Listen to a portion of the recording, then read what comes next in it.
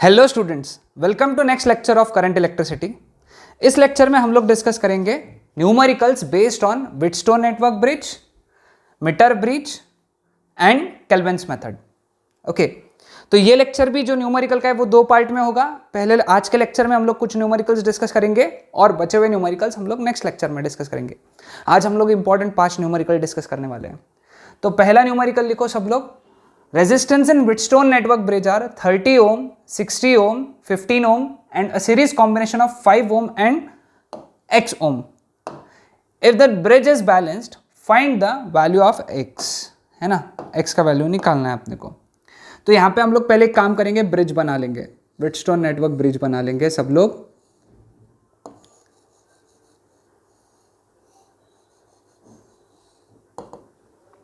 ठीक है, कुछ इस तरीके से बना लो, स्केल से तुम बनाओगे तो अच्छा बन जाएगा। ये 30 ओम है, ये 60 ओम है, ओके, फिर ये 15 ओम है और ये 5 प्लस एक्स ओम है। ठीक है, समझ में है सबको? हाँ, ओके। नाउ हम लोग बोल रहे हैं कि यहाँ पे व्हिटस्टोन नेटवर्क ब्रिज बैलेंस्ड है ना, व्हिटस्टोन नेटवर्क ब्रिज इज बैलेंस्ड। तो अगर व्हिटस्टोन नेटवर्क ब्रिज बैलेंस्ड है तो दिस अपॉन दिस, तो यहां पे लिख दूंगे if the bridge is balanced, है ना, if the bridge is balanced तो दिस रेजिस्टेंस यानी 30 upon 60 is equal to 15 upon 5 plus X. Cancel, 3 1 जा 3 2 जा, तो 1/2 is equal to 15 upon 5 plus X. ठीक है, क्रॉस मल्टीप्लाई, तो क्रॉस मल्टीप्लाई किया तो 5 plus x is equal to 2 15 जा 30, 5 उधर चला गया तो x is equal to 30 minus 5 that is 25 ohms, है ना। सिर्फ ये डायग्राम सही बनाना है, 30 60 15 5 प्लस एक्स। ओके, आसान क्वेश्चन, सभी को समझ में आया? Okay, next question. 4 resistances are connected, 4 ohm 4 ohm 4 ohm and 12 ohm are connected to form Wheatstone's bridge. Find the resistance which when connected across, है ना, across का मतलब होता है पैरेलल। क्या मतलब होता है इसका? Parallel 12 ohm resistance that will balance the network. Again हम लोग क्या करेंगे, डायग्राम बनाएंगे ऐसा।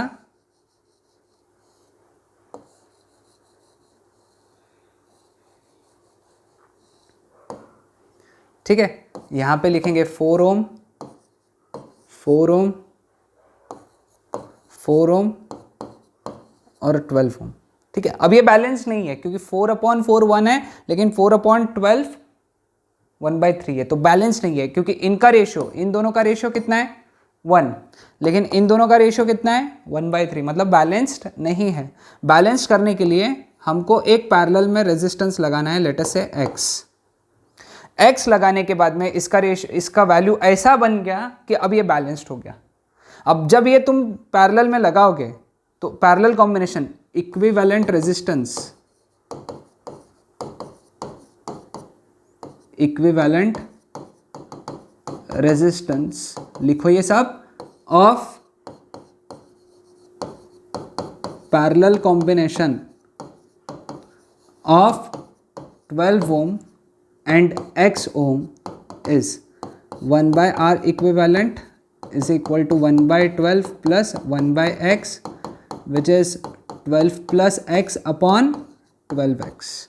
ये हो गया 1/r equivalent, तो therefore r equivalent is equal to 12x upon 12 plus x। ठीक है, ये हो गया r equivalent। अब x लगाने के बाद में बैलेंस हुआ तो क्या बोलेंगे, इफ, वापस से पिछले बार वाली स्टेप, ब्रिज इज बैलेंस्ड, अगर ब्रिज बैलेंस्ड है तो 4/4 है ना, ये this resistance upon this resistance is equal to this resistance upon R equivalent, 4/R equivalent। 4 और 4 कैंसिल हो गया, 1 हो गया, आर इक्विवेलेंट इधर आ गया, तो R equivalent is equal to 4, है ना। अब आर इक्विवेलेंट कितना है, 12x upon 12 plus x is equal to 4, 4 1 जा 4 3 सा, 12 प्लस एक्स इधर चला गया, तो 3x is equal to 12 plus x, तो x इधर आ गया, तो 3x minus x which is 2x is equal to 12 ohm, तो x is equal to 6 ohms. समझ में है? हाँ, तो ये है हमारा आंसर। तो x का वैल्यू होना चाहिए, मतलब कितना पैरेलल में लगाना है, 12 ओम के 6 ओम पैरेलल में लगाएंगे तो ये ब्रिज बैलेंस्ड हो जाएगा। आसान क्वेश्चन था व्हीटस्टोन नेटवर्क ब्रिज का। ओके,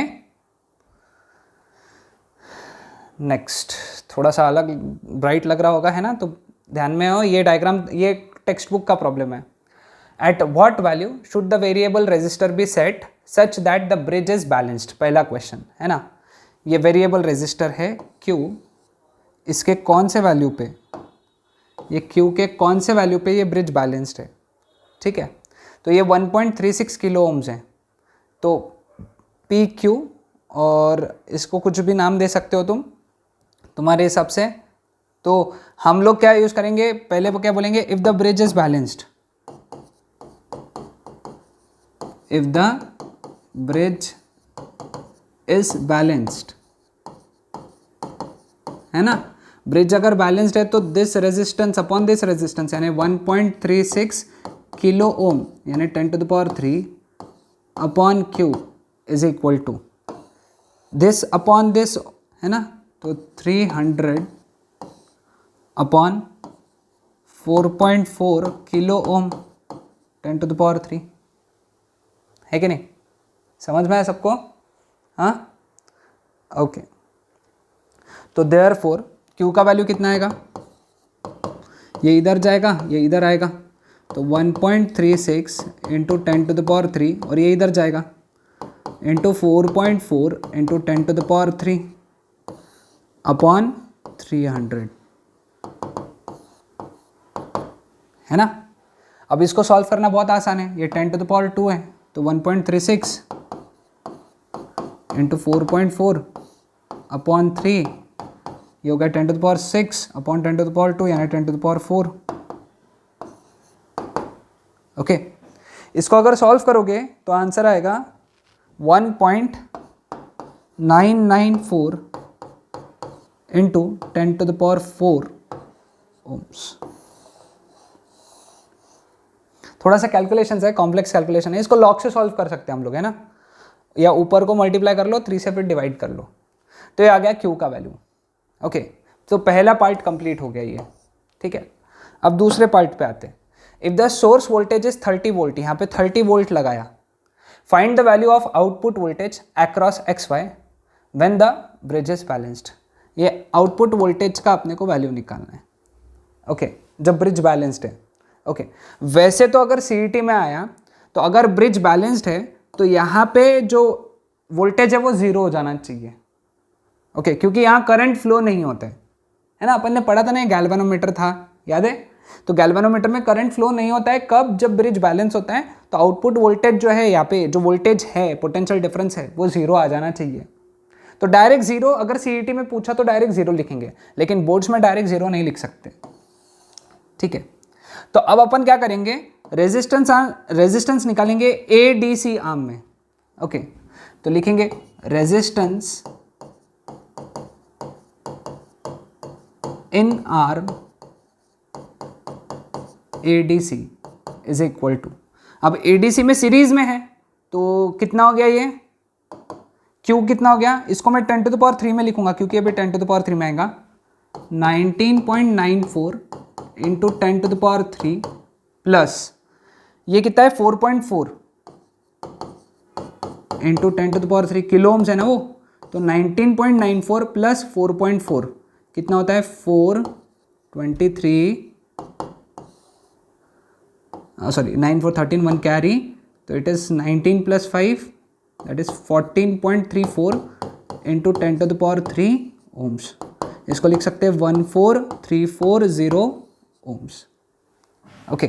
ये इतना रेजिस्टेंस है, ये एडीसी ब्रांच में, यानी क्यूबी इसमें आ गया है ना, क्यूबी इसमें आ गया, अब ये कलर से लिखता हूं, क्यूबी इसमें आ गया और ये 4.4 किलो ओम भी आ गया, मतलब इनका, क्योंकि ये सीरीज में, क्योंकि यहां तो कोई करंट नहीं जा रहा है क्योंकि नेटवर्क बैलेंस्ड है, ठीक है। अब 30 वोल्ट लगाया, पैरेलल में 30 वोल्ट यहां पे रहेगा, पैरेलल में potential difference constant class 10th में पढ़ा था, तो यहां पे पोटेंशियल डिफरेंस कितना है, ये दो पॉइंट्स के बीच में 30 वोल्ट, और रेजिस्टेंस कितना है 14340 ओम्स, तो लिखेंगे current I1 through ADC is, I1 का वैल्यू कितना रहेगा, current potential difference upon resistance, ohm's law, I is equal to V by R, R कितना है 14340 एम्पियर। आसान, इतना करंट फ्लो है, तो फिर हम लोग पोटेंशियल डिफरेंस निकाल देंगे, potential difference VAD, okay, potential difference across AD, that is VA minus VD, that is I1 into Q। इसका पोटेंशियल डिफरेंस कितना रहेगा, करंट मल्टीप्लाइड बाय रेजिस्टेंस, तो करंट कितना है I1 that is 30 upon 14340 into Q कितना है, ये इतना 19.94 इंटू 10 टू द पावर 3। तो इसको अगर सॉल्व करोगे VA माइनस VD, इसको सॉल्व करना पड़ेगा है ना, तो VA माइनस VD वो आएगा 24.58 वोल्ट, इसको सॉल्व करना है तुमको, ओके। अब सिमिलर वे में रेजिस्टेंस इन आर्म ABC निकालेंगे, सेम स्टेप्स करेंगे, ओके। तो यहां पे लिखेंगे resistance in arm ADC is, या फिर इक्वल टू, ये दो रेजिस्टेंस का एडिशन है ना, 1.36 किलो ओम, यानी कितना हो गया वो 1360 प्लस कितना ये 300, 1.36 किलो ओम है ना, तो 1.36 किलो ओम यानी 1360, तो कितना हो गया 1660 ओम्स, ठीक है। ये आ गया रेजिस्टेंस इसका। अब करंट निकालना है, सेम स्टेप, ये देखो करंट I2 है वहां पे, यहां पे करंट कितना है I2, देखो यहां से करंट फ्लो रहा है I2, ठीक है। Current I2 through ADC is equal to, है ना, या फिर यहां पे इसको direct current I2 through ADC, I2 is equal to, potential difference 30 ही है क्योंकि पैरेलल में पोटेंशियल डिफरेंस रिमेन्स कांस्टेंट, और टोटल रेजिस्टेंस कितना है 1660 ओम्स, ठीक है। समझ में आया सबको यहां तक, हाँ, तो आसान था यहां तक। तो ये हो गया करंट I2, सेम स्टेप्स करेंगे, अब निकालेंगे पोटेंशियल डिफरेंस। तीसरी स्टेप, एक्चुअली यही स्टेप रिपीट हो रही है, देखो ये स्टेप ये वाली हो गई, ये वाली स्टेप ये वाली हो गई, अब ये वाली स्टेप लिखेंगे, potential difference across AB, that is VA minus VB, that is I2 into P, कितना हो जाएगा वो 30 अपॉन 1660 इंटू P कितना है 1360, ठीक है। तो therefore VA minus VB is equal to, अब तुमको ये सॉल्व करना पड़ेगा, ये जीरो कट हो गया, इन दोनों को मल्टीप्लाई करो फिर डिवाइड कर दो। अगर तुम सॉल्व करोगे इसको लॉग टेबल से तो भी आंसर 24.58 वोल्ट ही आएगा, ठीक है, समझ में। तो अब VXY that is VY minus VX, VXY को हम लोगों ने लिखा VY माइनस VX।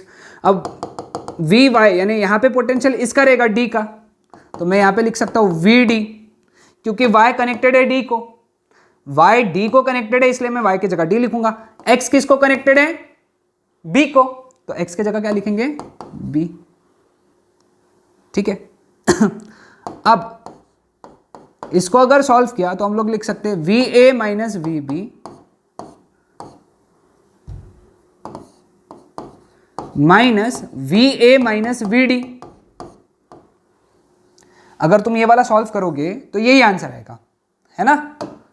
तो V A minus V B minus V A minus V D, V A minus V A cancel हो जाता, ये minus minus plus V D हो जाता, V D minus V B बनेगा। V A minus V B कितना है 24.58 minus V A minus V D कितना है 24.58, तो आंसर इज 0 वोल्ट। मैंने कहा था पहले आंसर 0 आने वाला है, लेकिन बोर्ड्स में तो प्रूव करना पड़ेगा ना, बोर्ड्स में प्रूव करना पड़ता है। ओके बट ऐसे तो सीईटी में तो डायरेक्ट लिखेंगे, सीईटी में इतना सॉल्व नहीं करेंगे। ओके लेकिन अगर तुमने बोर्ड्स में सॉल्व नहीं किया और डायरेक्ट लिखा तो आंसर नहीं मिला, मार्क्स नहीं मिलेंगे इसके। तो जो भी 2 मार्क 1.5 मार्क जितना भी मार्क है 3 मार्क है तो वो नहीं मिलेंगे, तो पूरा ये बोर्ड्स में सॉल्व करना पड़ेगा। समझ में आया सबको? तो ये नोट डाउन कर लो। ये सेकेंड पार्ट थोड़ा सा ट्रिकी है, तो सेकेंड पार्ट को 1-2 बार सॉल्व करो तो क्लियर हो जाएगा। ठीक है, next, a wire is cut into 2 pieces such that one piece is twice as long as the other। यानी जो वायर है इसको 2 पार्ट में कट किया, सच दैट एक टुकड़े का लेंथ दूसरे टुकड़े के हाफ है या फिर एक टुकड़े का लेंथ दूसरे के डबल है। ओके लेट अस से इसका लेंथ L है तो इसका लेंथ ट्वाइस L हो गया। Okay let L and twice L be the length of 2 pieces of wire। अब यहां पे लिखेंगे since resistance is directly proportional to L, है ना, resistance length को directly proportional है, तो therefore resistance is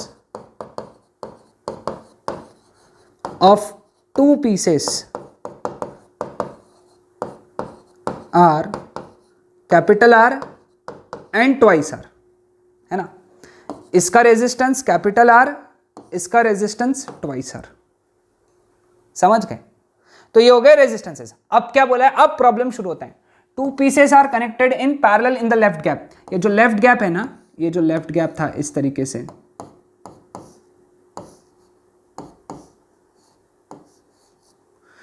तो यहां पे ये दोनों को पैरेलल में कनेक्ट किया, देख रहे हो ऐसा बनाया। तो एक का रेजिस्टेंस आर है, दूसरे का ट्वाइस आर है, और दूसरे गैप में कितना लगाया 20 ओम। ठीक है, तो जो नल पॉइंट है, नल पॉइंट ये गैल्वेनोमीटर लगा के, वो नल पॉइंट मिला 60 सेंटीमीटर फ्रॉम राइट एंड, ये यहां पे मिला, यहां से 60 सेंटीमीटर पे मिला। तो ये कितना लेंथ हो गया, फिर ये डायग्राम बना लेना चाहिए, 40 सेंटीमीटर हो गया ये। समझ गए? क्योंकि टोटल 100 सेंटीमीटर होता है ना, तो 60 अगर यहाँ है तो यहाँ 40 रहेगा। समझा? अब ये व्हाइट कलर के पेन से लिखता हूं। अब लेफ्ट गैप में इक्विवेलेंट रेजिस्टेंस, क्योंकि पैरेलल है पहले उसको सॉल्व करना पड़ेगा, तो लिखेंगे हम लोग equivalent resistance in left gap is, left gap में इक्विवेलेंट रेजिस्टेंस कितना, तो क्या लिखेंगे, R equivalent is equal to, okay sorry 1/r equivalent is equal to 1/r plus 1/2r। ठीक है, तो इसको अगर एलसीएम मारा 2r तो ये बन गया 2 + 1, तो therefore r equivalent is equal to 2r/3, ये आ गया 2r/3 r इक्विवेलेंट। तो ये गैप में कितना है, टोटल मिला के कितना है 2r/3। अब according if the bridge is balance, या फिर इफ द, हाँ लिखेंगे if the meter bridge is balanced, अगर मीटर ब्रिज बैलेंस्ड है तो फॉर्मूला क्या है, दिस रेजिस्टेंस, लेफ्ट गैप का resistance 2r/3 upon right gap का resistance 20, that is equal to 40/60। 40/60 is 2/3, ये 3 चला गया नीचे, तो 2r ऑलरेडी 20 है, 3 मल्टीप्लाई हुआ तो बन गया 60, दैट इज इक्वल टू 2/3। तो therefore R is equal to 60, ऊपर चला गया 60/3, R is equal to 20 ohms. यह आ गया R, मतलब 20 ओम्स आ गया R। तो एक पार्ट का रेजिस्टेंस हो गया R, तो 2 पीसेस लिखेंगे अब डायरेक्ट, 2 पीसेस हैव रेजिस्टेंस 20 ओम यानी R, एंड दूसरा कितना है 2R, तो इसका 2 टाइम्स यानी 40 ओम्स। ये हो गए 2 पीसेस के रेजिस्टेंस। अब अपने को क्या पूछा है, find the resistance of wire before it was cut. तो ये वायर का, ये देखो ये 2R है, ये R है, तो वायर का रेजिस्टेंस कितना हो गया, सीरीज हो गया, नहीं है सीरीज 2R + R। तो लिखेंगे therefore resistance of wire is equal to, इसका कितना है 2R, इसका कितना है R, तो दैट इज 2R + R, मतलब 40 + 20, answer comes out to be 60 ohms. ये हो गया रेजिस्टेंस ऑफ वायर। थोड़ा क्वेश्चन लंबा था बट ठीक है, लेकिन इतना भी हार्ड नहीं था। ओके, समझ में आया सबको, ठीक है। अब आज का last question, 2 resistances 2 ohm and 3 ohm are connected across 2 gaps of meter bridge. Calculate the current through the cell when the bridge is balanced and specific resistance of the wire. Given battery of 2 volt and resistance of bridge wire is 1.49 ohms. ठीक है, अपने को क्या निकालना है, calculate the current through the cell when the bridge is balanced. ठीक है, अब पूरा एक डायग्राम बनाओ यहां पे,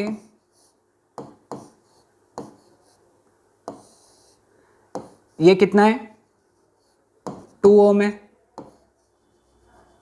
ये कितना है 3 ओम है, वायर का रेजिस्टेंस कितना है 1.49 ओम्स है, बैटरी कितना लगाया 2 वोल्ट का लगाया, और फिर की लगा दिया, ऐसा कुछ तो बना लो, यहाँ पे रियोस्टैट बना लो।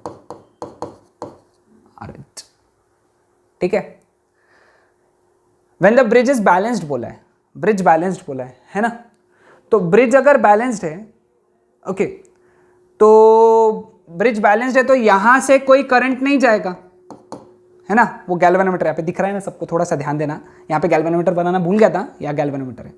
अब ब्रिज अगर बैलेंस्ड है तो इसका इक्विवेलेंट डायग्राम कितना हो गया, अगर ब्रिज बैलेंस्ड है तो ये 2 और 3 आ गए सीरीज में, यानी 5 ओम। ये सीईटी के लिए तो बहुत इंपॉर्टेंट है, सीईटी के लिए इंपॉर्टेंट, क्योंकि ब्रिज बैलेंस्ड है तो ऊपर 2 और 3 सीरीज में आ गए, नीचे आ गया वायर कितना 1.49 ओम्स, समझे। और फिर बैटरी लगा दी यहां पे 2 वोल्ट की, ये बन गई डायग्राम। ठीक है, पहले इसका इक्विवेलेंट निकाल लो, पैरेलल कॉम्बिनेशन है ना, तो therefore equivalent resistance of circuit is, okay, 1/R equivalent is equal to 1/5 plus 1/4 तो therefore R equivalent is equal to कितना आएगा, ये इसको सॉल्व किया तो 5 × 1.49 अपॉन 5 + 1.49। ठीक है, तो इसको मैं वैसे के वैसे ही रखूंगा, 5 × 1.49 अपॉन 5 + 1.49 यानी 6.49, ये हो गया ओम्स। अब इसका इक्विवेलेंट इन टोटल मिला के ये रेजिस्टेंस आ रहा है, तो current in the circuit, current in the circuit I that is equal to V/R equivalent.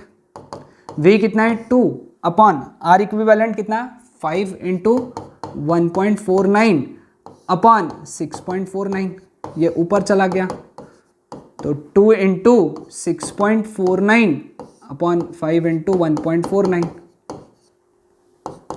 समझे कि नहीं समझे, क्योंकि ये दोनों सीरीज में आ जाएंगे और उसके नीचे पैरेलल में ये आ जाएगा, ये ध्यान में रखना। क्यों, क्योंकि ये वर्ड इंपॉर्टेंट बोला, ब्रिज इज बैलेंस्ड।